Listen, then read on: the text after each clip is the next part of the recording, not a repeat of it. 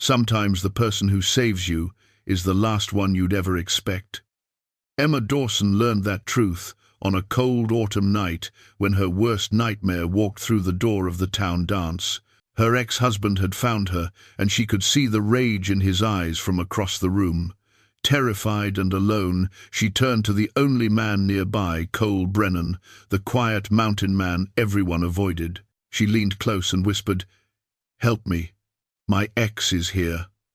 What Cole did next shocked everyone in that room. He pulled her into his arms without a word and claimed her as his own. The look he gave her ex-husband promised something the whole town would talk about for years. Before we jump back in, tell us where you're tuning in from, and if this story touches you, make sure you're subscribed, because tomorrow I've saved something extra special for you. The town of Pine Ridge, Montana, sat nestled in a valley where the mountains met the plains, a place where civilization brushed up against wilderness and sometimes lost the argument.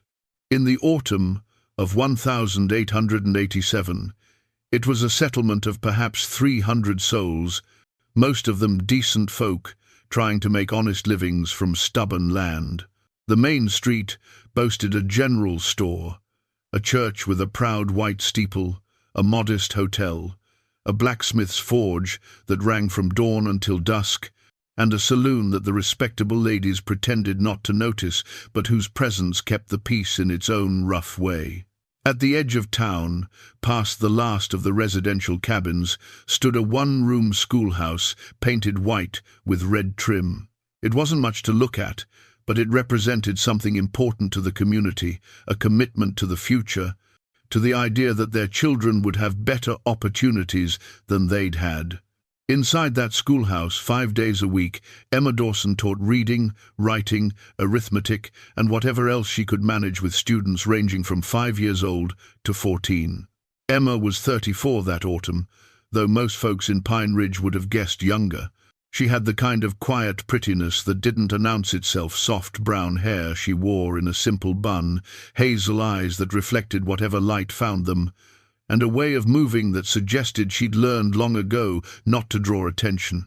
She'd arrived in Pine Ridge 6 months earlier with a single trunk, a teaching certificate from a Street Louis normal school, and a desperate need to disappear. The town had asked few questions. Teachers were scarce on the frontier, especially ones with proper credentials, and Emma had good references, or at least she'd presented letters that looked official enough.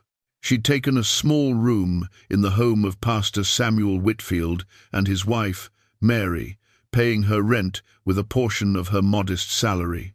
The rest she saved with a discipline that spoke of hard-learned lessons about security. Her students adored her. She had a gift for making lessons interesting, for understanding which child needed gentle encouragement and which needed a firm hand. She never raised her voice, never wielded the switch that hung by the door that alone made her different from the teachers most of the parents remembered from their own childhoods. The children sensed something else too, though they were too young to name it. Emma understood fear. When Billy Thompson came to school with bruises poorly hidden beneath his collar, Emma knew without asking what kind of home he came from. She'd been that child once, and later, that woman. In Street Louis, she'd been Emma Hartwell, daughter of a bank clerk, educated beyond what was common for women of her station. At 22, she'd married Jacob Dawson, a charming veteran with a ready smile and prospects in the freight business. For the first year, she'd convinced herself she was happy.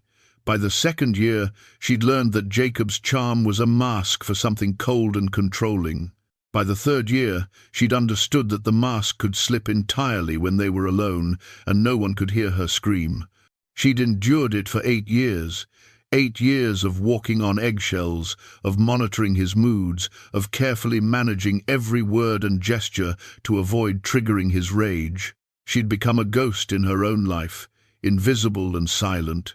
The worst part wasn't the violence, though that was terrible enough. The worst part was how he'd convinced her it was her fault, that if she could just be better, quieter, more obedient, everything would be fine. The fire that destroyed their home had been an accident, a knocked-over lamp, neighbors said, Probably happened when Jacob was away on business. Emma Hartwell was presumed dead in the flames.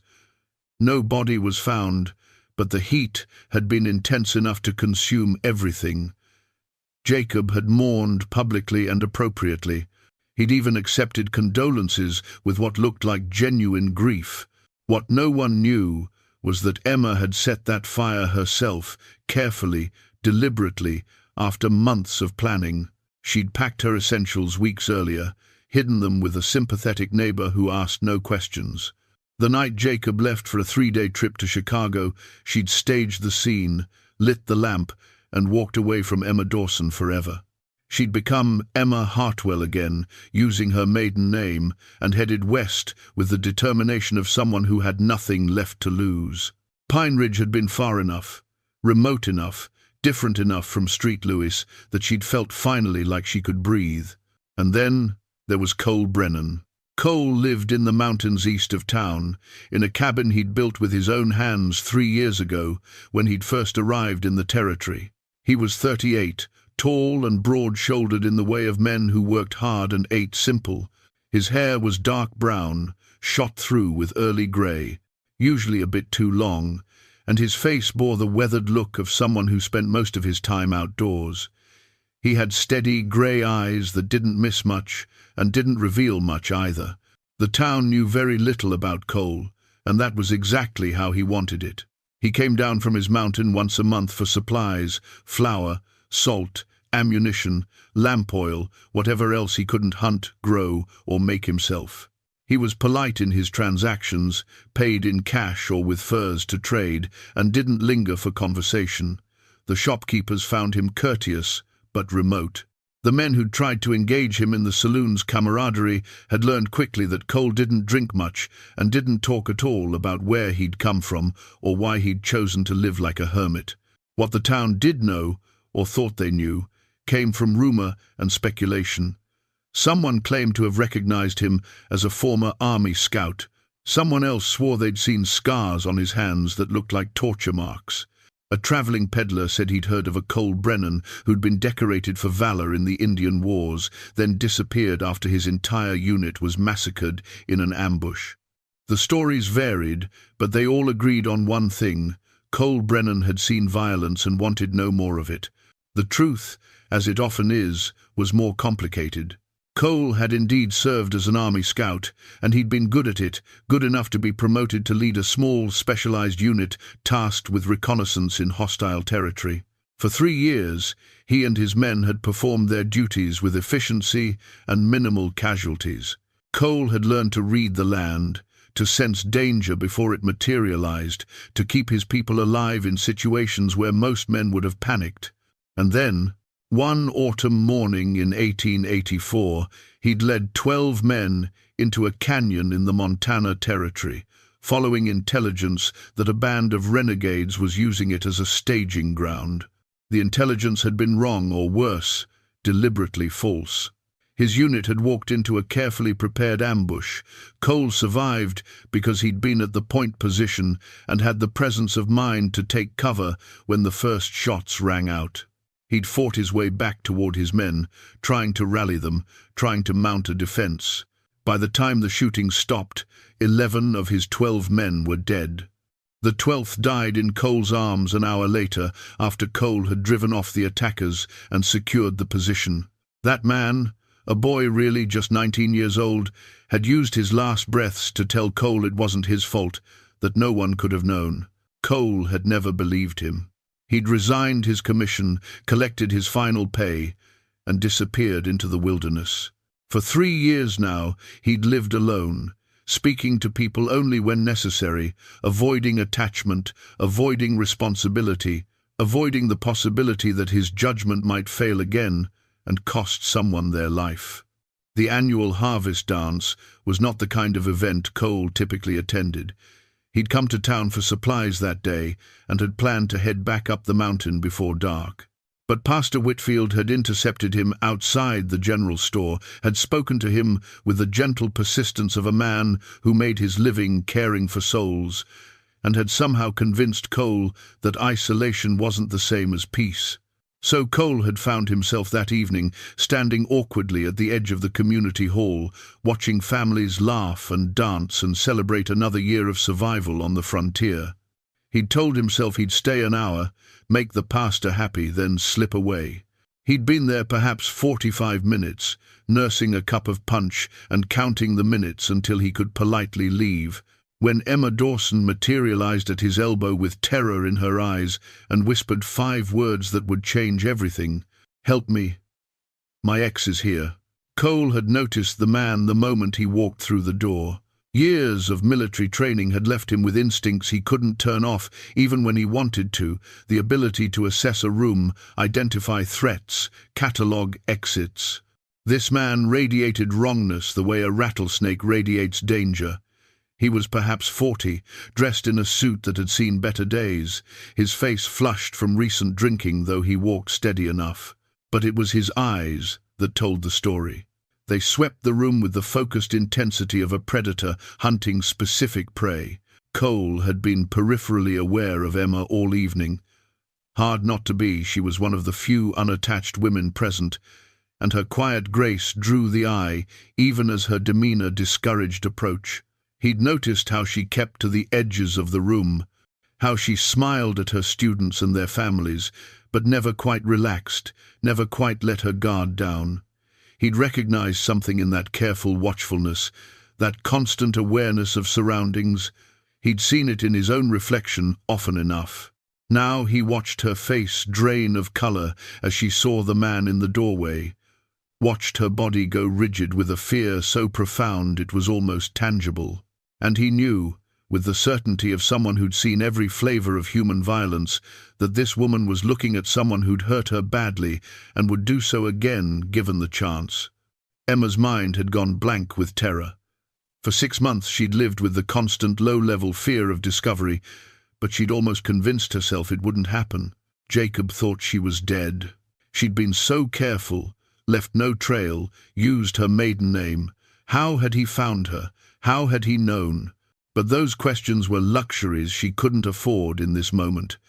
Jacob had spotted her. She saw the recognition flash across his face, saw his expression transform from hunting to having found. He smiled. And she remembered that smile, the one that preceded pain, the one that meant he'd decided she needed to be taught a lesson. She had perhaps 30 seconds before he crossed the room. The hall was crowded with families, children, people she'd come to care about. If Jacob made a scene here, if he claimed her as his wife, and he would, he'd proclaim it to anyone who'd listen her carefully, rebuilt life would shatter. And if she tried to run, if she tried to leave through the back door, he'd follow. He'd corner her somewhere private, somewhere no one could intervene. Her eyes landed on Cole Brennan, standing alone by the refreshment table, and something in her made a decision before her conscious mind caught up. He was the most dangerous-looking man in the room, the one everyone gave a wide berth, and he was right there. She crossed to him in quick steps that she tried to keep from looking like flight. Up close, he was even more imposing, easily 6 inches taller than her, with the solid build of someone who'd spent his life doing hard physical work. But his eyes, when they met hers, weren't cruel. They were careful and guarded, but not cruel. "Help me," she whispered, leaning close enough that only he could hear. "My ex is here." She saw him process the information, saw his gaze flick past her to Jacob, who was now weaving through the crowd toward them, saw him assess the situation with what looked like military efficiency, and then, without hesitation, without asking a single question, Cole Brennan set down his cup and offered her his hand. "May I have this dance, Miss Dawson?" His voice was deeper than she'd expected, rough from disuse but steady. She took his hand, his palm was calloused and warm, and he led her smoothly onto the floor just as the fiddler struck up a waltz. Cole positioned them deliberately, Emma realized, so that she was on the inside of the floor, shielded by his body from Jacob's approach. "The man in the brown suit," she said quietly as they began to move. "That's him. I know." Cole's hand rested properly on her waist, his other hand holding hers with surprising gentleness for someone so clearly capable of violence. Stay close to me. Let me handle this. Emma had spent 8 years with a man who gave orders that were really threats. But this wasn't that. Cole wasn't commanding her. He was offering protection, offering to stand between her and danger. The difference made her throat tight with unexpected emotion. They managed perhaps half a minute of dancing before Jacob reached the edge of the floor. Cole turned them smoothly so he could watch Jacob's approach while keeping Emma safely positioned. When Jacob stepped onto the floor, clearly intending to cut in, Cole simply moved, adjusting their path so that other couples blocked Jacob's access. Emma. Jacob's voice cut through the music, loud enough that nearby dancers turned to look. Emma, I need to speak with you. The room began to notice the disturbance. The fiddler's bow wavered slightly. Conversations quieted as people sensed drama unfolding. Cole brought them to a stop, still maintaining his protective positioning. He looked at Jacob with the flat, assessing gaze of a man who'd stared down worse threats and lived to tell about it. "The lady is dancing," Cole said. His voice wasn't loud, but it carried. "And I don't believe she wants to speak with you." Jacob's face reddened further. "And this is a private matter between a husband and wife." Emma felt the room's attention sharpen, felt the weight of judgment beginning to form. A wife who'd abandoned her husband, that's how it would look. That's how Jacob would spin it. "I'm not," she started, but Cole's hand tightened slightly on hers, a gentle signal. "I don't know who you think this woman is," Cole said, his tone conversational but with an edge of steel underneath. "But Miss Dawson is a respected teacher in this community, and she's made it clear she has no wish to speak with you. I suggest you respect that and move along." Jacob took a step closer. He was a smaller man than Cole, slighter in build, but there was a dangerous energy coming off him now. "I don't know who you think you are, mountain man, but this doesn't concern you. Emma, stop this foolishness and come with me. We need to talk." "She's not going anywhere with you." Cole's voice had gone quieter, which somehow made it more menacing. "And if you take one more step in her direction, we're going to have a problem." Sheriff Tom Beckett had been standing near the punch bowl, and now he moved forward, his presence commanding immediate attention. He was a big man, gone slightly soft in middle age, but he still had the authority of his office and the respect of the community. "Gentlemen," he said, his tone making it clear he was using the word loosely, "I think we'd best take this outside. No need to ruin the evening for everyone here."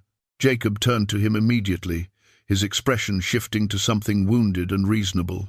It was a transformation Emma had seen 100 times, Jacob's ability to become whatever the situation required, to make himself the sympathetic party, the wronged husband, the voice of reason. "Sheriff, thank God, this man is keeping me from my wife. Emma and I had a misunderstanding, and I've come all this way to reconcile with her.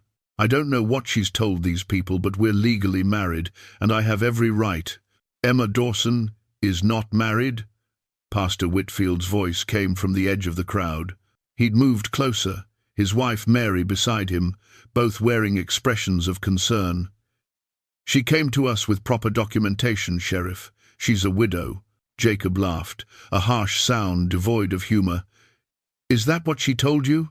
I assure you, I'm very much alive, as you can see. My wife has always been prone to dramatics. She ran away after a disagreement, and I've been searching for her for months. Emma, please, let's go somewhere private and talk about this like adults." Emma found her voice, though it shook. "I'm not going anywhere with you, Jacob. I left for good reason, and you know it." "What reason?" Jacob spread his hands, playing to the crowd now. "Because I worked long hours to provide for you? Because I expected you to manage our household? Tell me, Emma, what terrible crime did I commit that justified abandoning your marriage vows?"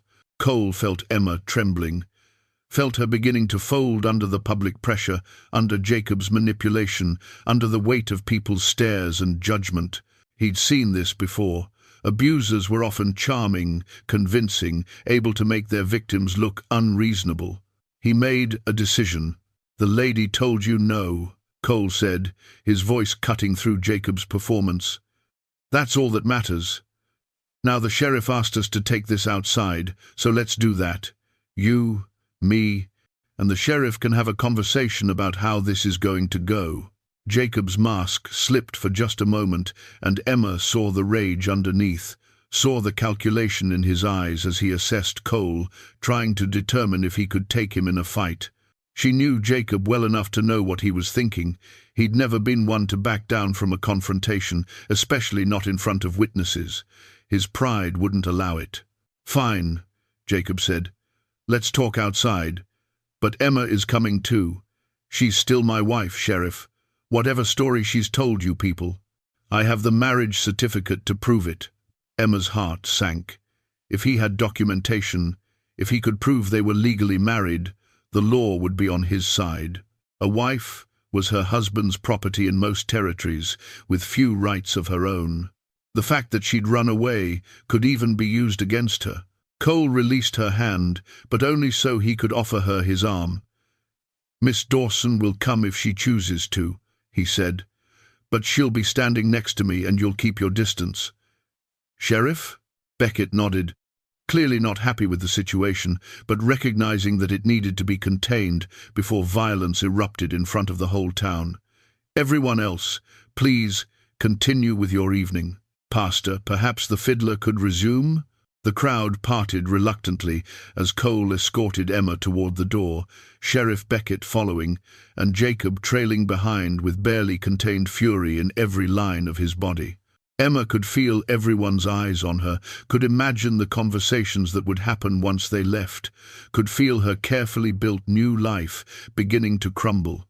But Cole's arm under her hand was solid and steady, and when she glanced up at his face, she saw something there that gave her a flicker of hope. He wasn't backing down. He wasn't going to let Jacob simply take her. Whatever happened next, at least she wasn't facing it alone. The cool night air hit them as they stepped outside, and Emma drew a shaky breath. Behind them, the fiddle started up again, tentatively at first, then with more confidence. The dance would continue. Life would go on. But for Emma, everything had just changed again, and she had no idea if this time the change would save her or destroy her. The ride up to Cole's cabin took most of the morning. They left before dawn, quietly, Emma carrying only what she could fit in a single bag. She'd left a note for the Whitfields explaining she needed time away from town and would be safe. She didn't say where she was going. Better they could truthfully claim not to know if anyone asked. The mountain trail was steep and narrow in places, winding through stands of pine and aspen that were just beginning to turn gold with the season. Emma rode behind Cole on his sturdy mare, her arms around his waist for balance, and despite everything, the fear, the uncertainty, the chaos her life had become, she felt something close to peace. Up here, with the clean scent of pine and the sound of wind through the trees, Jacob's threats seemed distant and less powerful. Cole's cabin appeared suddenly as they crested a ridge, a solid log structure with a stone chimney tucked into a clearing that overlooked the valley below. It was larger than Emma had expected, well-built and well-maintained, with a small barn for the horses and what looked like a root cellar built into the hillside. "It's beautiful," Emma said as Cole helped her down from the horse. And it was not just the cabin itself, but the whole setting. The view stretched for miles, showing Pine Ridge as a tiny collection of buildings in the distance, the surrounding mountains rising in layers of blue and purple toward the horizon. "It suits me," Cole said simply. He led the horse to the barn, Emma following, and she watched as he tended to the animal with practiced efficiency. Everything about the way Cole moved spoke of competence and self-sufficiency. This was a man who'd learned to rely on himself for everything. Inside, the cabin was spare but comfortable. A large main room served as kitchen, dining area, and living space, with a stone fireplace that clearly provided both heat and cooking capability. A wooden staircase led to a sleeping loft above. The furniture was simple but well-crafted, a sturdy table with 2 chairs, a rocking chair near the fireplace, shelves lined with books and supplies. "You can have the loft," Cole said, setting her bag down. "I'll sleep down here by the fire." Emma looked around the space that was so distinctly Cole's, organized, purposeful, solitary. "I feel like I'm intruding on your life." "You're not." He began building up the fire, his back to her. "Truth is, it's good to have someone here. Place has been too quiet for too long." Over the next few days they fell into an unexpected rhythm. Emma discovered that Cole was a better cook than she'd expected, simple fare, but well prepared. He showed her how he smoked meat for preservation, how he identified edible plants, how he read the weather in the behavior of birds and clouds. In return, she organized his somewhat chaotic collection of books, mended shirts that had been sitting in a basket waiting for attention, and brought a kind of domestic order to the cabin that it had been lacking. They talked more than Emma had talked to anyone in years. Cole told her about his childhood on a farm in Virginia, about the brother he'd lost to fever when they were boys, about how he'd joined the army, more to escape his father's expectations than from any particular patriotic fervor. Emma shared stories of her own childhood, her father's dreams of her marrying well, and her mother's quiet support of her desire for education, the teaching position she'd held before Jacob that she'd given up when they married. "I used to love teaching," she said one evening as they sat by the fire, the day's work done. "Loved watching children's faces when they finally understood something, when reading or numbers suddenly made sense. Jacob made me give it up, said it wasn't proper for his wife to work, that it reflected poorly on his ability to provide. And you gave it up?" Cole's tone held no judgment, just curiosity. "I did." Emma stared into the flames. "I tell myself I was young, that I didn't understand what I was surrendering, but the truth is I knew. I just thought love was supposed to mean sacrifice. Took me years to understand the difference between healthy compromise and losing yourself piece by piece." Cole was quiet for a moment. "I think we all make choices we regret when we're trying to be who someone else needs us to be. The trick is recognizing it before you lose everything. Is that what happened with the army? You were trying to be what they needed." "Maybe." He poked at the fire, sending sparks spiraling up the chimney. "I was good at my job, Emma. I was. But I let myself get confident, stopped questioning orders, stopped trusting my own instincts. That's how the ambush happened. Someone told me the intelligence was solid, and I believed them instead of doing my own reconnaissance. 12 men died because I was too willing to be the good soldier instead of the careful one." Emma heard the pain in his voice, the guilt he carried like a physical weight. "Who gave you the intelligence?" "Another scout, man named—" He stopped abruptly, and Emma saw his face go pale in the firelight. "Man named Jacob Dawson." The words hung in the air between them, impossible and yet making terrible sense. Emma's mind raced. Jacob was in the army? He was. Cole's voice had gone flat, emotionless. "I'd forgotten we only overlapped for about 6 months. And after the ambush, I was so focused on blaming myself that I didn't." He stood abruptly, pacing to the window. "How many Jacob Dawsons could there be? But surely it's not the same man. That would be—" "Wait." Emma stood to her, heart pounding. "Cole, when did the ambush happen? What year?" "October 1884. Jacob and I married in December 1884. Emma felt cold despite the fire's warmth. "He told me he'd just left the army, that he wanted a fresh start. He had money saved up, more than made sense for a regular soldier's pay. I asked about it once, and he got angry, told me it was none of my business." Cole had gone very still. "What did he look like back then?" "Same as now. Younger, but yes. Medium height, dark hair, blue eyes." Emma's mind was connecting pieces she didn't want to fit together. "He had scars on his back. Told me they were from an Indian attack when he was scouting. Said he barely survived. There was no Indian attack on the ambush." Cole's voice was barely above a whisper. "It was set up to look like one, but the patterns were wrong, the tactics were wrong. I suspected at the time that someone white had arranged it. Maybe sold information to hostiles about where we'd be. But I couldn't prove anything, and Jacob disappeared before I could question him properly. Emma felt sick. You think Jacob set up the ambush deliberately? That he got your men killed? I think it's possible. Cole turned to face her, and she saw fury in his eyes along with the pain. Hostiles would have paid well for information about army movements, and Jacob always did like money more than loyalty. So he took the blood money, left the army, and married me 2 months later. Emma sat down heavily in the rocking chair. All this time, I thought I knew the worst of what he was capable of.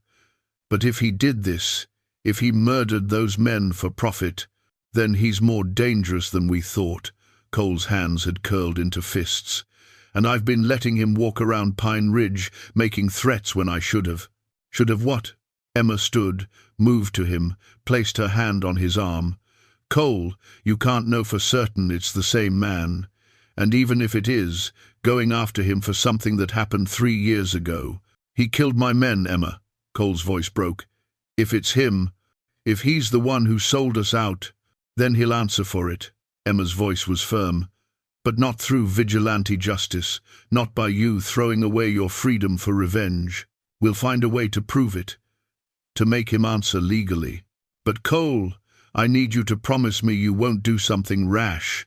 Cole looked at her, and she saw the war in his eyes, the part of him that wanted vengeance warring with the part that wanted to be better than that. Finally, he nodded, though it looked like it cost him. We need to find out for certain, he said. If it's the same Jacob Dawson, there will be army records, service information, maybe a photograph. Would you recognize him? It's been 3 years and people change. I'd recognize him. Cole's voice was certain. I've seen his face in my nightmares often enough. If your ex-husband is the man who betrayed my unit, I'll know. They made a plan. Cole would ride back down to Pine Ridge the next day, carefully, avoiding being seen. He'd go to the sheriff, ask to see if there was any information about Jacob's background, any service records that might have been requested when Jacob first showed up, claiming marital rights. Meanwhile, Emma would stay at the cabin where she was safe. That night, Emma lay in the loft, listening to Cole moving around below, unable to sleep. She thought about Jacob, about the man she'd married. She'd known he was cruel, had experienced his violence firsthand. But this, the calculated betrayal of men who'd trusted him, the willingness to see them die for money, was evil on a scale she hadn't imagined. And yet, in a terrible way, it made sense. Jacob had always been able to compartmentalize, to justify anything he did as someone else's fault or as necessary for his own advancement. If he could rationalize beating his wife, why not betraying his fellow soldiers? She heard Cole climb the stairs, pause at the entrance to the loft. Emma, you awake? Yes. If it is him, if it's the same man, I need you to know that changes things. He's not just an abusive husband you can divorce and move on from. He's a killer, and he's gotten away with it. Men like that don't stop. I know. Emma sat up, pulling the blanket around her shoulders. In the darkness, she could just make out Cole's silhouette. What are you saying? I'm saying this might not end with legal papers and separation. He might push until one of us, him or me, doesn't walk away. Emma felt fear curl in her stomach, but also something else, a kind of clarity. Then we'll face that if it comes. But Cole, whatever happens, thank you for telling me the truth, for not keeping this from me to spare my feelings. You deserve to know what you're up against. Cole's voice was gentle in the darkness. And Emma, I won't let him hurt you. Whatever he's done, whatever he's capable of, he won't touch you. I swear it. I believe you, Emma said, and realized she meant it. This man, who'd started as a stranger, she'd begged for help in a moment of desperation, had become someone she trusted more than she'd trusted anyone in years. Cole, will you stay up here? Just not for anything improper. I just don't want to be alone with my thoughts right now. She heard him hesitate, then climb the rest of the way up. He settled on the floor beside the bed, his back against the wall, and in the darkness, Emma reached down and found his hand. He held it gently, his calloused palm warm against hers, and they sat like that in the quiet until exhaustion finally pulled Emma under into uneasy sleep. Cole returned from town the next afternoon with news that confirmed their worst fears. Sheriff Beckett had been willing to share what little information he'd gathered about Jacob, including the fact that Jacob had indeed served in the army as a scout, had been discharged in November 1884.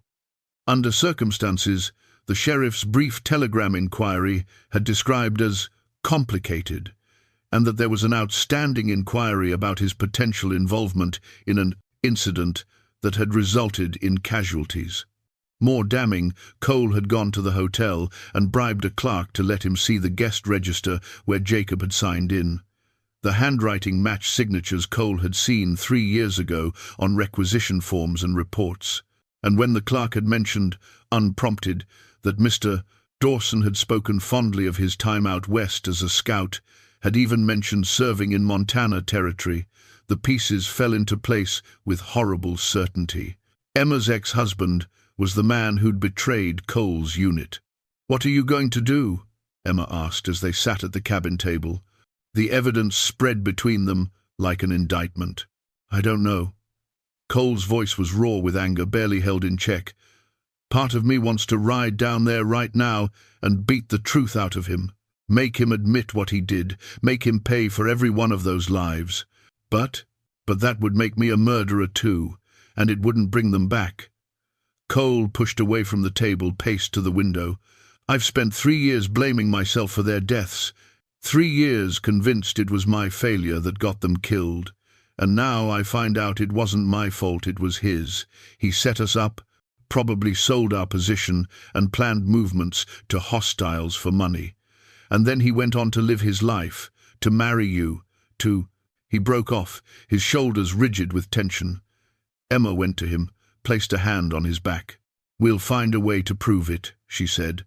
"We'll contact the army, get his service records, build a case. He'll answer for what he did. That could take months, years even. And in the meantime, he's free to threaten you, to try to force you back with him, to—" He stopped, his jaw tightening. "He killed one of my horses last night. The old gelding I kept in the meadow below the cabin." Emma felt cold. "How do you know it was him?" "Because he left a note pinned to the poor animal's body. Said this is what happens to things that get in his way." Cole's hands were shaking with rage. "He found this place, Emma. He tracked us here. We're not safe even up here." Fear shot through Emma, sharp and immediate. "Then we need to leave. Go somewhere he can't find us." "No," Cole's voice was firm. "No more running. He wants me to know he found us, wants us scared and off balance. That's how he operates, through fear and intimidation. But I'm not playing his game anymore. So, what do we do?" Cole was quiet for a long moment, and when he spoke, his voice had the careful control of someone making a difficult decision. "We set a trap. Use you as bait to draw him out somewhere we control, somewhere I can end this." "End it how?" Emma's voice was sharper than she intended. "Cole, you just said you didn't want to become a murderer." "I don't want to, but I'm starting to think it might be the only way to keep you safe." He met her eyes, and she saw the conflict there, the good man wrestling with the temptation of violent justice. "He's not going to stop, Emma. Men like him don't stop until someone makes them." Emma took his face in her hands, made him look at her. "Listen to me. If you kill him, even in self-defense, even to protect me, you'll lose everything. You'll be arrested, tried, probably hanged. And I'll have traded one nightmare for another, losing you to the gallows instead of losing myself to Jacob. Is that what you want?" "I want you safe," his voice broke. "I want him to pay for what he's done. And I want—" He stopped, and Emma saw something shift in his expression, something vulnerable beneath the anger. "What do you want, Cole?" "I want a future where I don't wake up every morning thinking about dead men and failed responsibilities. I want to stop hiding on this mountain, pretending I don't need anyone. And I want—" He paused, then said quietly, "I want you. Not out of obligation or some misguided attempt at redemption. I want you because you make me feel human again." Emma's breath caught. She'd known, on some level, that their connection had deepened beyond protector and protected, but hearing him say it, seeing the raw honesty in his face, made it real in a way she hadn't allowed herself to acknowledge. "I want that too," she admitted. "But Cole, we can't build anything real while Jacob is between us, and we can't let him turn you into something you're not. If we do this, if we face him, we do it the right way." "What's the right way?" "We gather evidence. We contact the army officially about the ambush. We get the sheriff involved properly." Emma's mind was racing now, putting pieces together. Jacob is arrogant. He's been getting away with things his whole life, and it's made him overconfident. That's his weakness. He'll make a mistake, and when he does, we'll be ready. Cole studied her face, and slowly the rigid anger in his shoulders began to ease. "You've thought about this?" "I've thought about nothing else for days." Emma managed a small smile. "I survived 8 years with him, by learning to think like him, by anticipating his moves. He's predictable in his own way. He'll escalate, that's what he always does, when he doesn't get what he wants immediately, and when he escalates, he'll reveal himself. And if he reveals himself by hurting you, he won't get the chance, because you'll be there." Emma squeezed his hands. "But Cole, you have to promise me, promise that you won't let rage make your decisions. I need the careful, strategic man who was a good scout, not the one consumed by vengeance." Cole closed his eyes, took a deep breath, and when he opened them again, Emma saw that he'd regained some measure of control. "All right, we do it your way. But if he comes at you, if he threatens you directly, all bets are off." "Fair enough." Emma stepped closer, resting her forehead against his chest. She felt his arms come around her, careful and protective. "We'll get through this. Together." "Together," Cole echoed, and in his voice Emma heard not just agreement but something that sounded like hope. They spent the evening making plans. Cole would go back to town, make it clear he was visible and accountable. He'd talk to the sheriff formally about the connection between Jacob and the ambush, start the official process of investigation. Emma would stay at the cabin but would take precautions. Cole showed her where he kept his rifle, taught her how to load and fire it, how to secure the doors and windows, how to signal for help if needed. "He won't come up here directly," Cole said, as he demonstrated the rifle's mechanism. "He's a coward at heart. That's why he sets traps instead of facing people head-on. But if he does, you aim for center mass, and you don't hesitate. I've never shot anyone." Emma's hands trembled slightly as she held the weapon. "Hopefully you won't have to. But if it comes down to him or you, Emma, you choose yourself. Every time. You hear me?" She nodded, and he pulled her close again, his chin resting on top of her head. They stood like that for a long moment, drawing comfort from each other's presence. That night, Cole stayed in the loft again, but this time Emma didn't ask. He simply climbed the stairs when it was time for sleep and settled beside the bed without discussion. In the darkness, Emma reached for his hand again, and he laced his fingers through hers. "Cole," she whispered, "after this is over, after Jacob is dealt with one way or another, do you think you could be happy down in town? Being part of a community again?" "I think I could be happy anywhere you are," he said quietly. "Town, mountain, wherever. You've reminded me that isolation isn't the same as peace. Real peace comes from connection, from having something worth protecting." Emma smiled in the darkness. "I love you, you know. I probably shouldn't say it yet, probably too soon and too complicated, but it's true." She felt Cole's hand tighten on hers. "It's not too soon. And I love you too. Have since that first moment you asked for help and trusted me to give it. Most terrifying and most right thing I've felt in years." They fell asleep like that, hands clasped, hearts beginning to heal, while outside the wind whispered through the pines, and somewhere in the valley below, Jacob Dawson planned his next move. The photograph changed everything. Emma found it while Cole was in town meeting with the sheriff. She'd been tidying the cabin, trying to keep busy and not think about Jacob lurking somewhere below, when she knocked over a wooden box on one of Cole's shelves. Contents spilled across the floor: military commendations, old letters, personal effects from his army days. And there, among the scattered papers, was a photograph of a group of soldiers. She picked it up, curious despite herself. The image showed 12 men in uniform, some standing, some kneeling, all looking young and serious for the camera. Cole was there, younger and less weathered, his face not yet marked by the grief she saw in it now. And standing right next to him, his hand casually on Cole's shoulder in a gesture of camaraderie, was Jacob.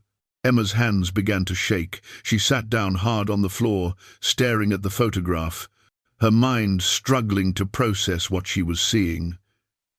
Jacob looked younger too, perhaps 25 or 26, but it was unmistakably him.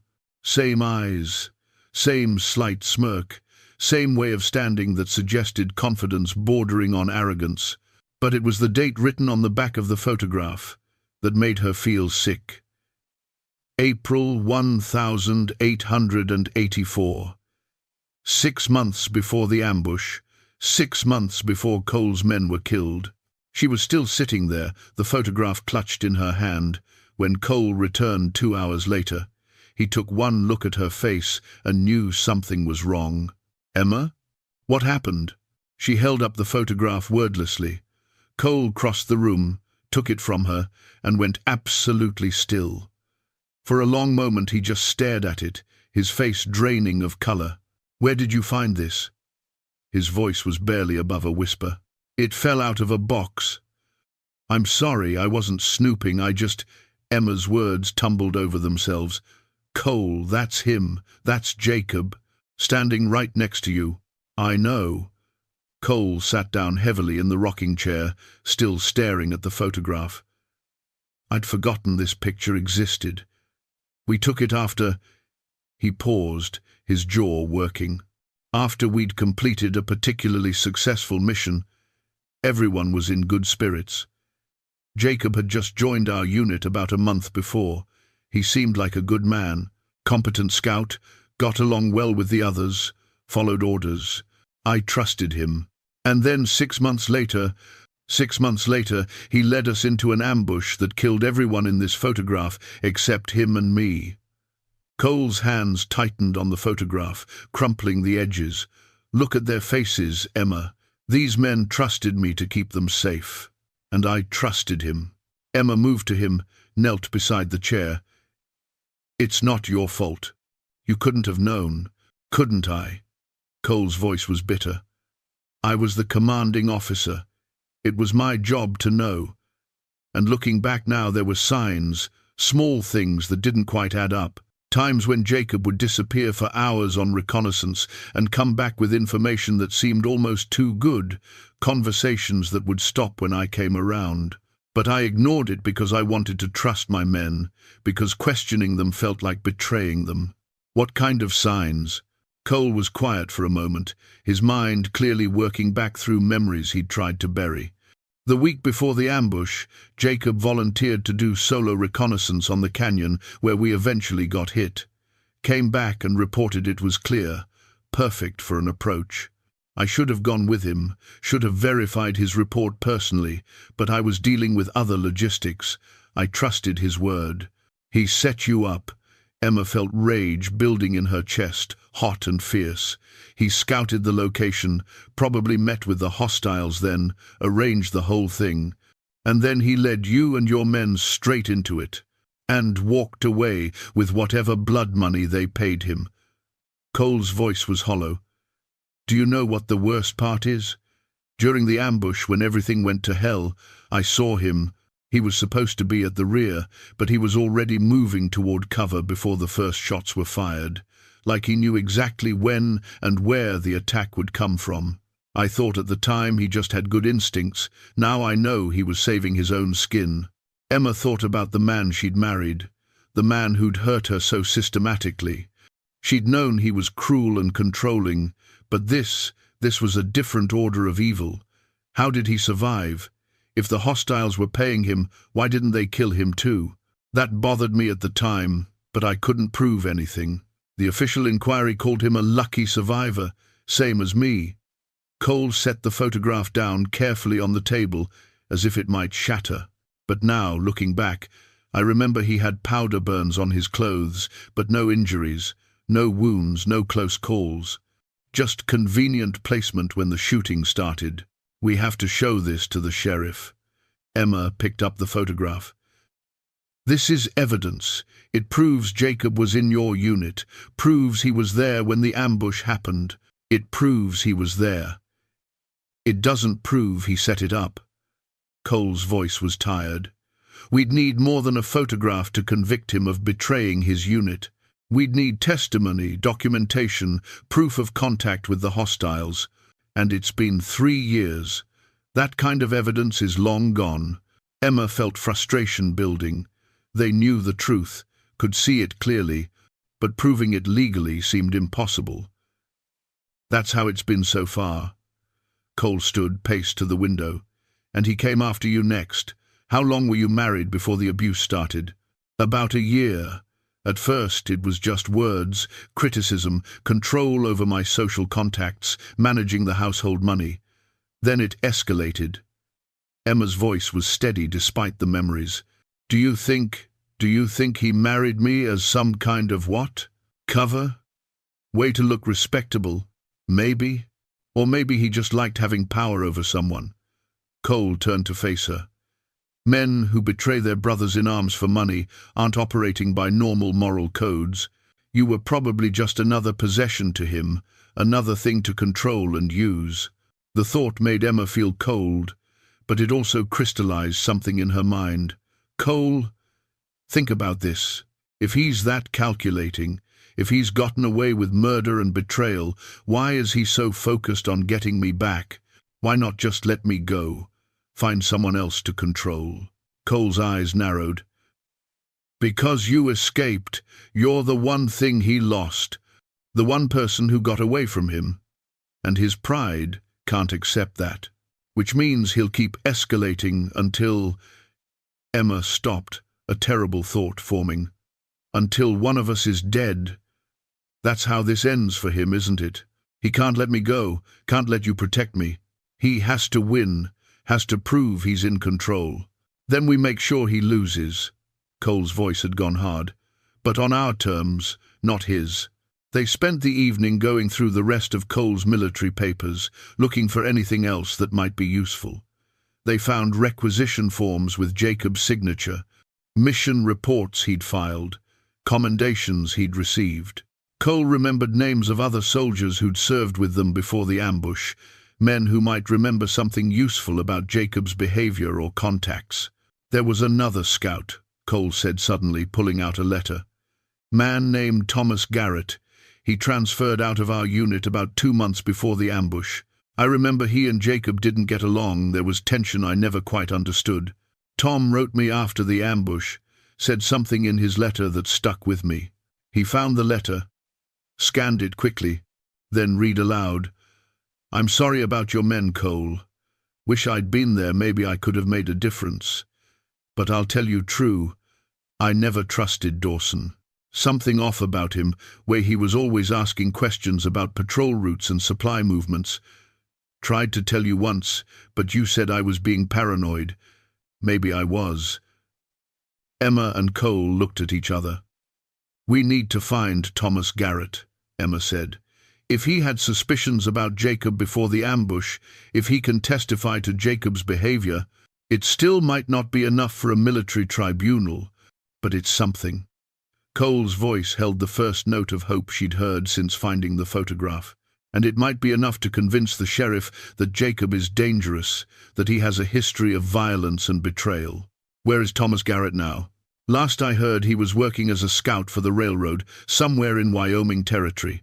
Cole moved to his small desk, pulled out paper and pen. "I'll write to him. If he's still at the same posting, he might be willing to come testify, or at least provide a written statement." While Cole composed his letter, Emma studied the photograph again. She looked at the faces of the dead men, so young and unsuspecting, and felt a wave of sorrow for lives cut short by greed and betrayal. And she felt something else too, a strengthening of her resolve.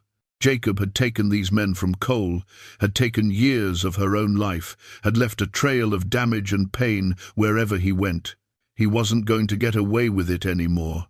"Cole," she said quietly, "whatever happens, whatever we have to do, I'm with you. I won't let him destroy anyone else." Cole looked up from his writing, and she saw in his eyes a mixture of love and determination that matched her own feelings. "We'll stop him. Together. But Emma, you need to understand, if this goes wrong, if he comes after you directly, I will kill him. Evidence or no evidence, legal consequences or not, I won't lose you. I know." Emma moved to him, wrapped her arms around him from behind. "And I won't let you throw your life away for revenge. We'll be smart about this. We'll use his arrogance against him. Men like Jacob always think they're smarter than everyone else. That's their weakness. When did you get so strategic?" There was a note of admiration in Cole's voice. 8 years of surviving Jacob taught me to think 3 steps ahead, to anticipate his moves, to look for the angles he'd miss, because he was too busy congratulating himself. Emma rested her chin on Cole's shoulder. "He taught me how to survive him. Now I'm going to use those lessons to stop him." They worked into the night, planning and preparing.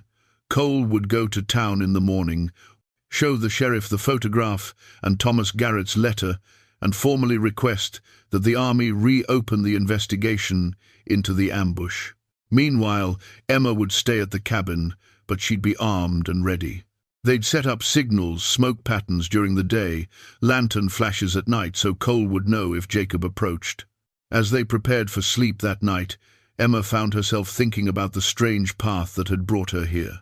She'd run from Jacob, expecting to spend her life looking over her shoulder, always afraid. Instead, she'd found Cole, a man as damaged as she was, carrying his own burdens of guilt and loss, and together they were stronger than either had been alone.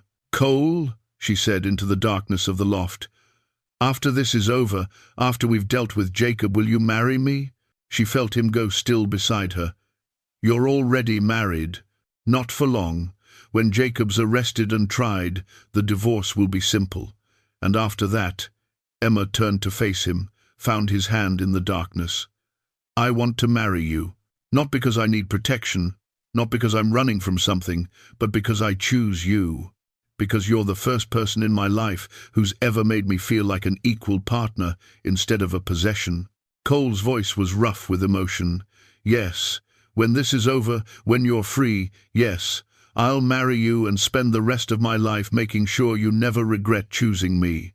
They sealed the promise with a kiss, tender and full of hope, and fell asleep holding each other while the mountain night settled around them, and somewhere below, Jacob Dawson planned his next move, unaware that his victims had become his hunters. Cole rode down to Pine Ridge at first light, the photograph and Thomas Garrett's letter secured in his saddlebag. Emma watched him go from the cabin porch, rifle within easy reach, trying to ignore the knot of anxiety in her stomach. They'd agreed he'd be gone no more than 6 hours' time to meet with the sheriff, send the telegram to Wyoming, and gather whatever additional information might be useful. If he wasn't back by mid-afternoon, Emma was to assume something had gone wrong. She spent the morning in restless preparation. She cleaned and loaded Cole's spare rifle, positioning it by the door. She checked the windows, making sure they were secure and that she had clear sight lines to the approaches. She prepared food that could be eaten cold if necessary, and she tried very hard not to think about all the ways this could go wrong. The sun had climbed to its zenith when she heard it, the crack of a branch in the forest to the east, too loud to be natural, too deliberate. Someone wanted her to know they were there. Emma's heart began to pound. She moved to the window, peering out through the gap in the curtains. At first, she saw nothing. Then movement, a flash of dark clothing among the trees, not close yet, but circling, assessing Jacob. She grabbed the rifle, checked the load with trembling hands. Cole had made her practice, had drilled her on the mechanics until she could do it without thinking. Now she was grateful for his insistence. Another sound, this time from the west. Emma spun, trying to watch both directions at once. Was Jacob alone, or had he brought help? The thought of facing multiple attackers made her mouth go dry. "Emma!" Jacob's voice rang out from the tree line, conversational and almost friendly. "I know you're in there, and I know the mountain man isn't. Saw him ride out this morning. It's just you and me now, and we need to talk." Emma didn't respond. Cole had told her, don't engage, don't give away your position or state of mind. Let him wonder. "Come on, Emma, don't be childish." Jacob's tone sharpened slightly. "You can't hide in there forever. Eventually you'll need to come out, need supplies, need to leave. And I can wait. I'm a very patient man when I need to be." She heard him moving, boots crunching on fallen leaves, closer now. Emma positioned herself where she could see the front door and main window, rifle raised and ready. "I've been thinking about our marriage," Jacob continued, his voice coming from a different direction now. He was circling the cabin, she realized, looking for weak points, about what went wrong between us. "And I'm willing to admit I wasn't always the husband I should have been.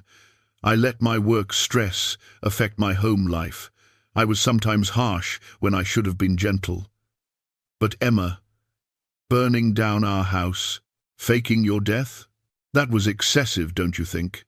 Excessive." He was calling her escape excessive, as if his years of abuse were just minor marital friction.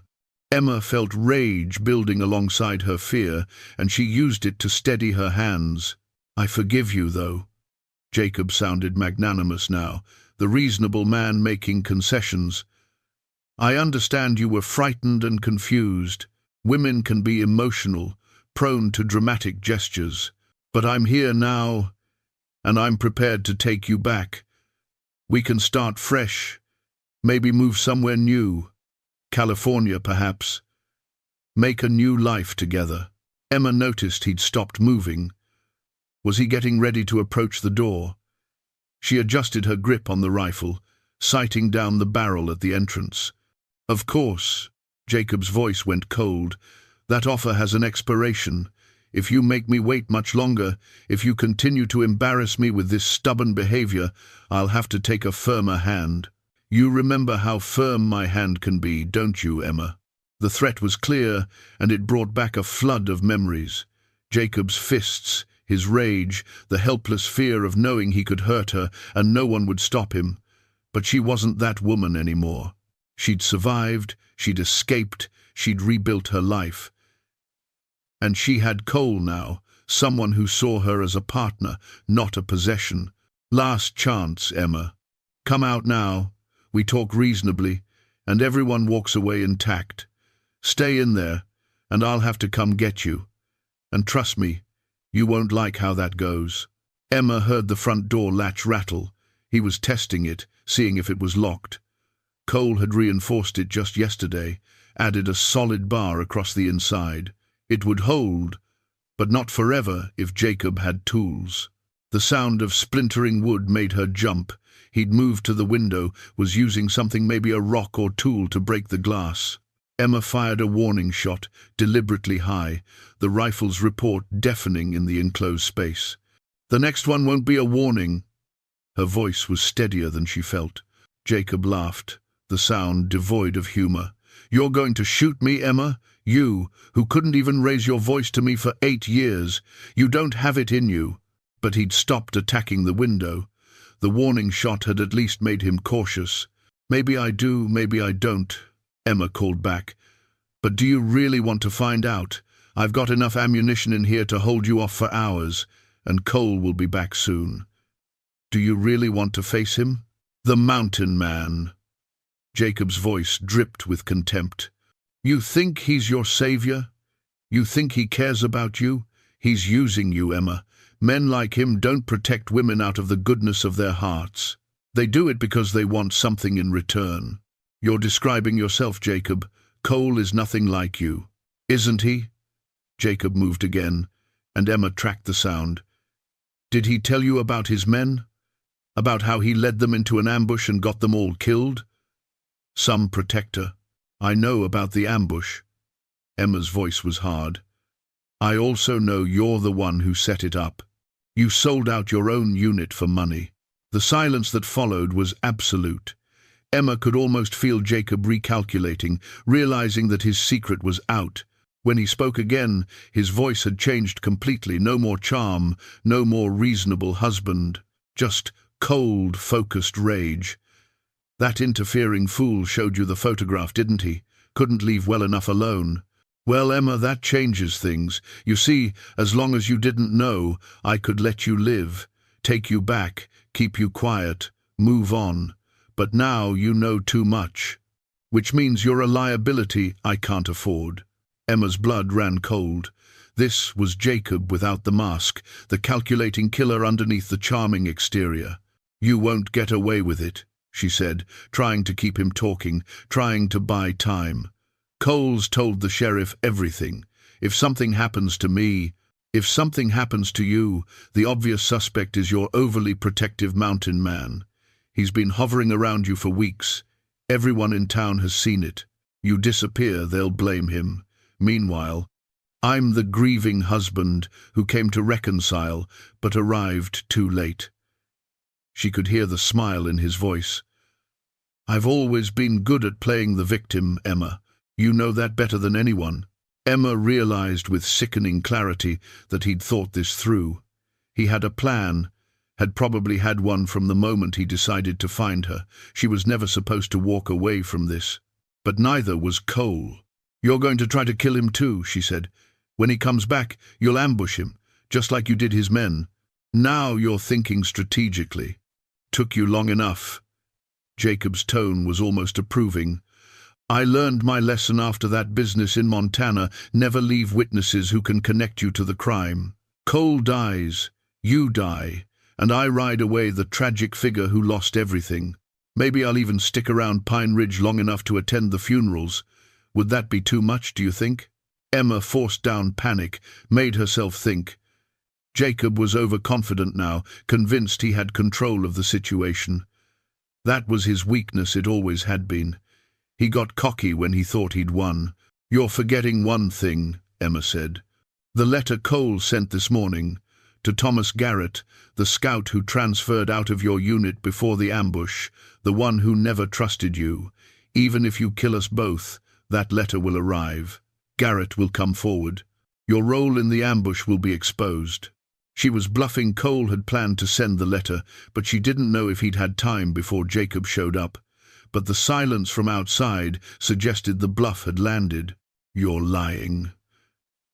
But Jacob's voice had lost some of its certainty. Am I? Cole went to town this morning. You saw him leave. What do you think he was doing there?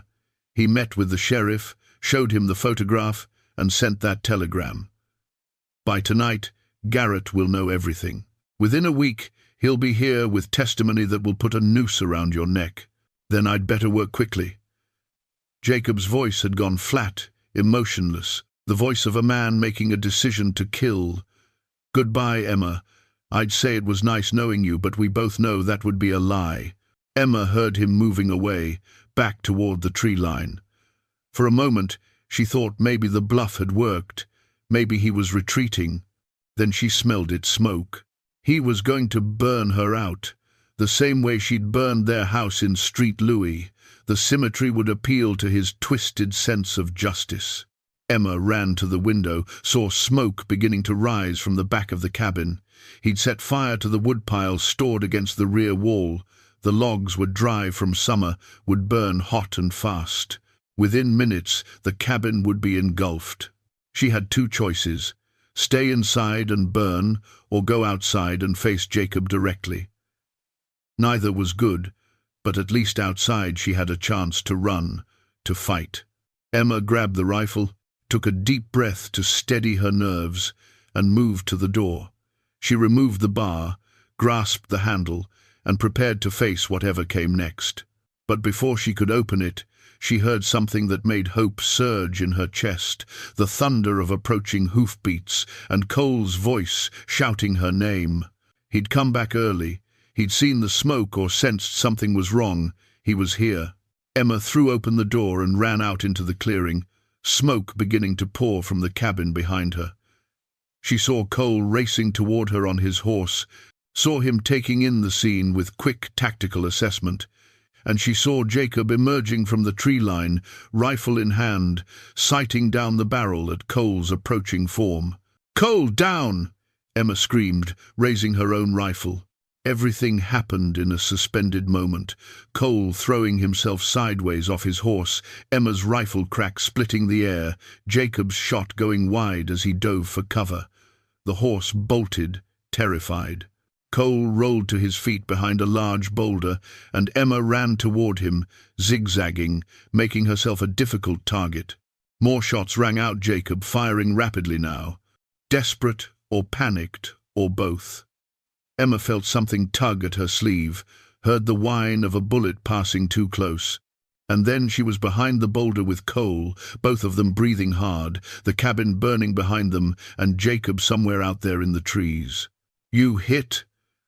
Cole's hands were on her, checking for injuries. "No." "You." "No." He pulled her close for just a second, a fierce embrace. "I came back early because I had a bad feeling, saw the smoke from the valley. Emma, I'm so sorry. I should have known he'd come today. Should have—" "Stop." She put her hand over his mouth. "You're here now. We're both alive, and we're going to end this."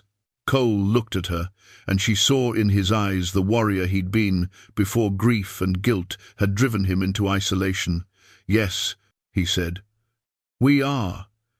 But Emma, when this is over, when the shooting starts in earnest, I need you to promise me you'll stay down, stay safe, don't try to be a hero. Same to you."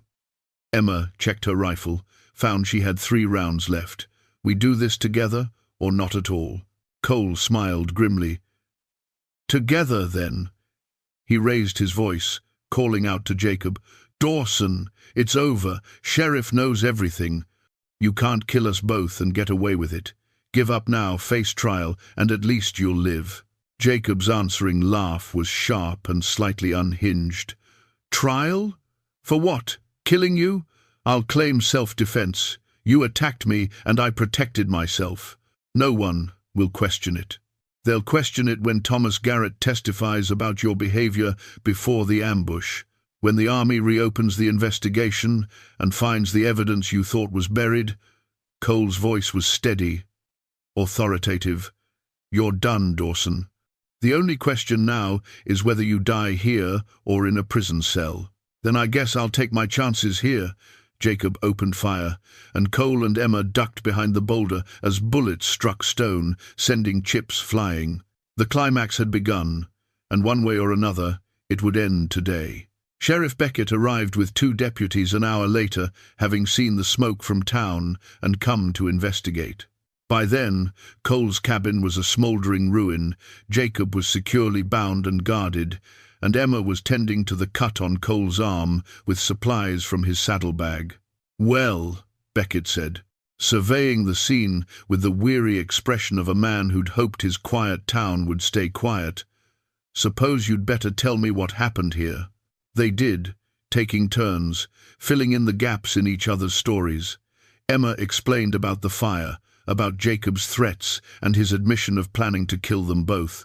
Cole added the details about the fight, about Jacob's knife attack, about the choice to take him alive. Beckett listened without interrupting, occasionally making notes in a small book he carried. When they finished, he nodded slowly. "That telegram you sent this morning to Thomas Garrett, it went through. Got a reply back already, actually. That's partly why I came up here." He pulled a folded paper from his pocket. "Garrett says he'll be on the next train west. Should be here within the week. Says he's got plenty to tell about Jacob Dawson's activities before the ambush. Jacob, sitting against the tree with a deputy watching over him, went very still. "There's more," Beckett continued. "I also sent inquiries to Street Lewis, to the authorities there about the fire that supposedly killed Mrs. Dawson. They were very interested to hear she was alive. Seems there were some questions about that fire. At the time, neighbors reported seeing someone matching Mr. Dawson's description in the area the night before, despite his claims he was traveling." "I was traveling," Jacob said, but his voice lacked conviction. "Maybe.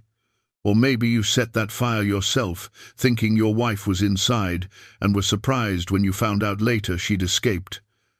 Beckett's tone was mild, but his eyes were hard. "Either way, attempted murder is a serious charge in Missouri. They'll be wanting to talk to you about that too." Emma felt something loosen in her chest, a tension she'd been carrying so long she'd forgotten it was there. Jacob couldn't talk his way out of this. There were too many charges, too many witnesses, too much evidence. He was finally going to answer for what he'd done. "You can't prove any of that," Jacob said, but even he seemed to realize how weak it sounded. "Don't need to prove all of it," Beckett replied. "Just need to prove enough. And son, I've got enough to keep you locked up for a very long time." He gestured to his deputies. "Get him on a horse. We're taking him back to town, and then I'm putting him in the strongest cell I've got while we wait for the federal marshal to arrive." As the deputies hauled Jacob to his feet, he looked back at Emma one last time. She expected rage, expected threats, expected the hatred that had defined their relationship for so long. Instead, she saw something else: defeat. The realization that he'd finally lost, that his control was broken, that the woman he'd tried to destroy had survived, and would go on living long after he was gone. "I loved you once," Jacob said quietly. "In the beginning, I really did." Emma felt Cole tense beside her, ready to intervene if this was some manipulation. But she placed a hand on his arm, stepped forward to face Jacob directly. "No," she said, her voice steady and sure. "You didn't. Love doesn't hurt. Love doesn't control or diminish or destroy. You wanted to own me, Jacob. That's not the same thing." She paused, then added, "But I forgive you anyway. Not for your sake, for mine, so I can finally let you go and move forward without carrying the weight of hating you." Jacob stared at her, seeming genuinely confused by her words. Then the deputies led him away toward the horses, and Emma watched him go with a sense of closure she hadn't expected to feel. Cole moved to stand beside her, his good arm sliding around her waist. "That was brave," he said quietly. "The forgiveness. I'm not sure I could do the same." "You will," Emma said, leaning into him. "Maybe not today, maybe not for Jacob, but someday for yourself. You'll forgive yourself for what happened to your men. Because you weren't responsible for their deaths any more than I was responsible for Jacob's abuse. We were both victims of a man who chose evil." Sheriff Beckett approached them, his expression sympathetic. "I'm sorry about your cabin, Brennan. Looks like it's a total loss." Cole looked at the smoldering ruins, and Emma saw acceptance rather than grief in his face. "It's just a building. The important things got out safe." He squeezed Emma's waist gently. "I can build another cabin. Or maybe—" He looked down at Emma. "Maybe it's time I stopped hiding on a mountain and came back to town. If a certain schoolteacher would be willing to court a former hermit properly." Emma smiled, feeling lighter than she had in years. "I think that could be arranged." Beckett cleared his throat, looking slightly uncomfortable. "Speaking of which, there's the matter of Mrs. Dawson's reputation to consider. Town's been talking, and while most folks are sympathetic given the circumstances, there's still—" "My name is Emma Hartwell," Emma interrupted firmly. "I never legally changed it to Dawson couldn't, since I was supposed to be dead. And as soon as the divorce is finalized, that's the name I'll be using. Miss Emma Hartwell, school teacher." She glanced up at Cole. "At least until I have reason to change it to something else." Cole's smile was the warmest thing she'd seen all day. "That sounds like a plan." They rode back to town together, Cole and Emma on his horse, the sheriff and his deputies with their prisoner following behind. The autumn sun was setting behind the mountains, painting the sky in shades of orange and purple, and Emma thought about how far she'd come from that terrified woman who'd whispered for help at a dance. She'd found her courage, her voice, and her future. And the man riding beside her had found his way back from isolation and guilt to connection and purpose. They'd both been broken, and somehow, in saving each other, they'd become whole. As they descended into the valley, Emma could see Pine Ridge spread out below, small and imperfect, but home, the schoolhouse where her students waited for her return, the church where she and Cole might someday exchange vows, the streets where they'd walk together, not as protector and protected, but as partners. Jacob would face trial and punishment. Thomas Garrett would testify. The truth about the ambush would come out.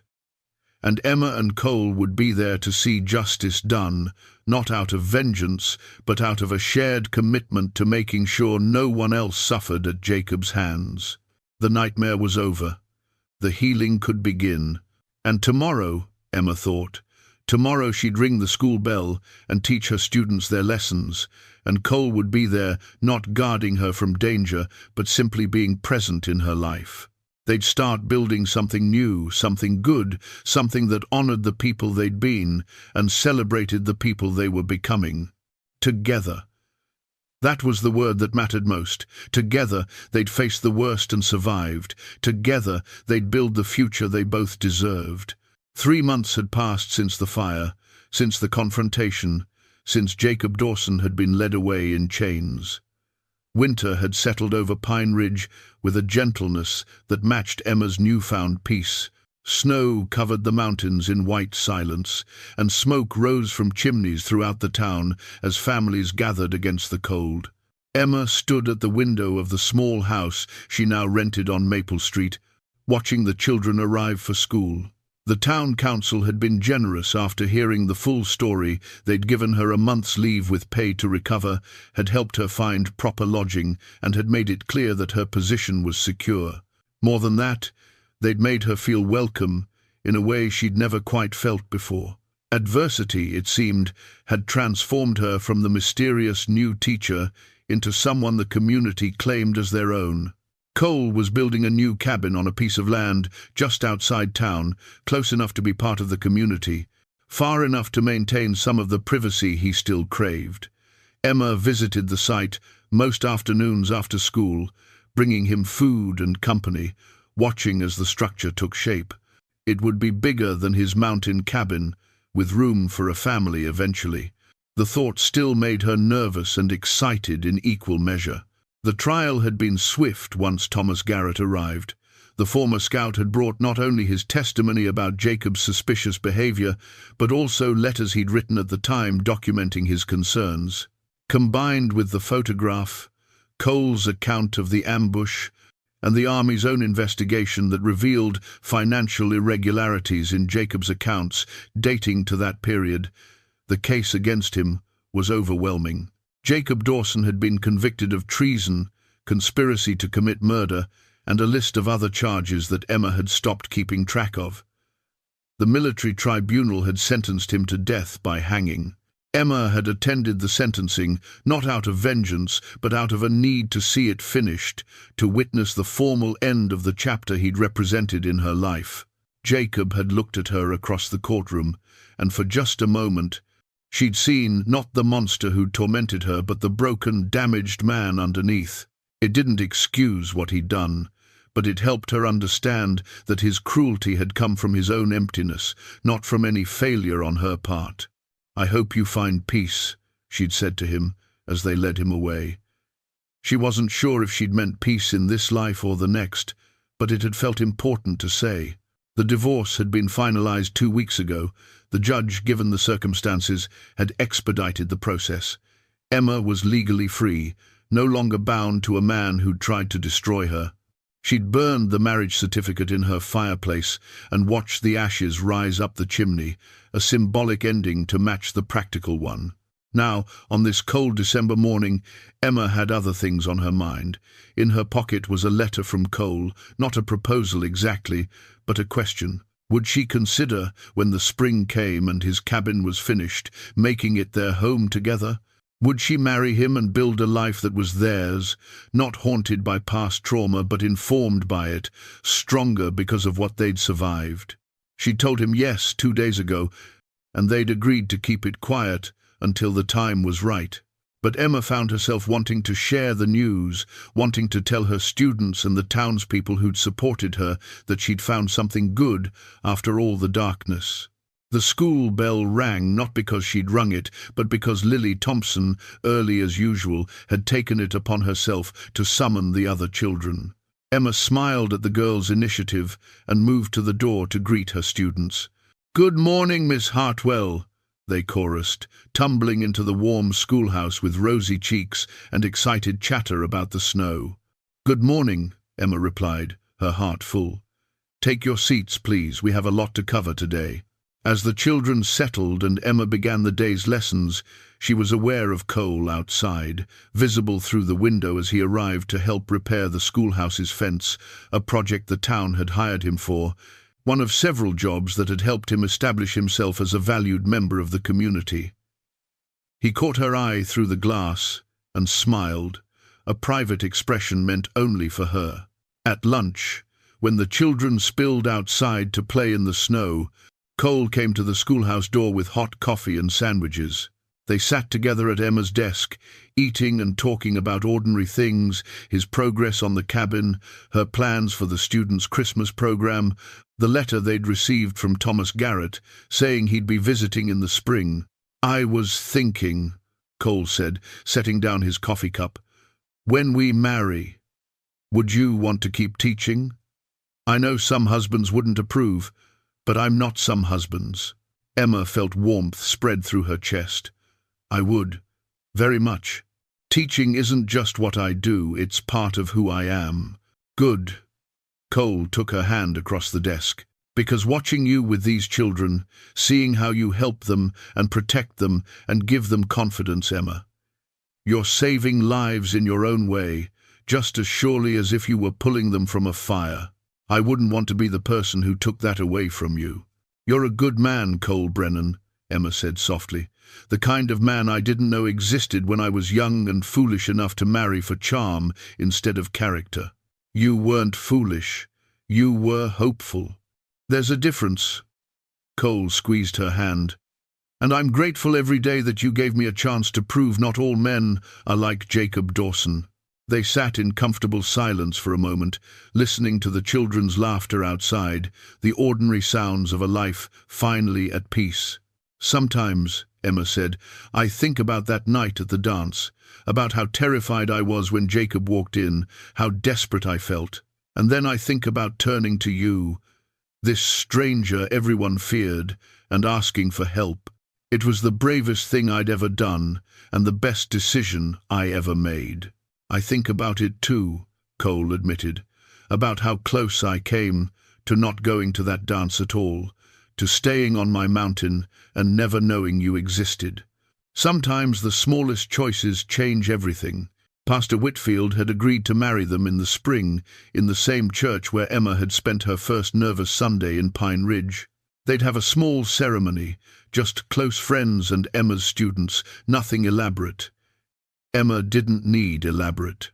She just needed Cole, and the promise of a future built on honesty, respect, and genuine love. As the afternoon sun began its descent and Emma dismissed her students for the day, she stood in the doorway of the schoolhouse and looked out at the town that had become her home. Cole was waiting to walk her back to her house, his hat in his hands, his expression patient and content. The mountains rose behind him, snow-capped and eternal, and Emma thought about how she'd once seen them as a place to hide. Now they were simply beautiful, a backdrop to a life she was actively choosing, actively building, one day at a time. She locked the schoolhouse door, took Cole's offered arm, and together they walked through the quiet streets of Pine Ridge as evening fell and lights began to glow in windows. Behind them, The schoolhouse stood ready for tomorrow's lessons. Ahead of them, their future waited, uncertain in its details, but sure in its foundation. Sometimes, the person who saves you is the last one you'd ever expect. Emma had learned that truth on a cold autumn night, and now, 3 months later, she was learning something even more important: that being saved was just the beginning. The real work, the real joy, came in the saving of each other, day after day, choice after choice, building something together that was stronger than the sum of its parts. And as the winter stars began to emerge in the darkening sky above Montana, Emma Hartwell, soon to be Emma Brennan, felt something she'd thought lost forever. She felt hope.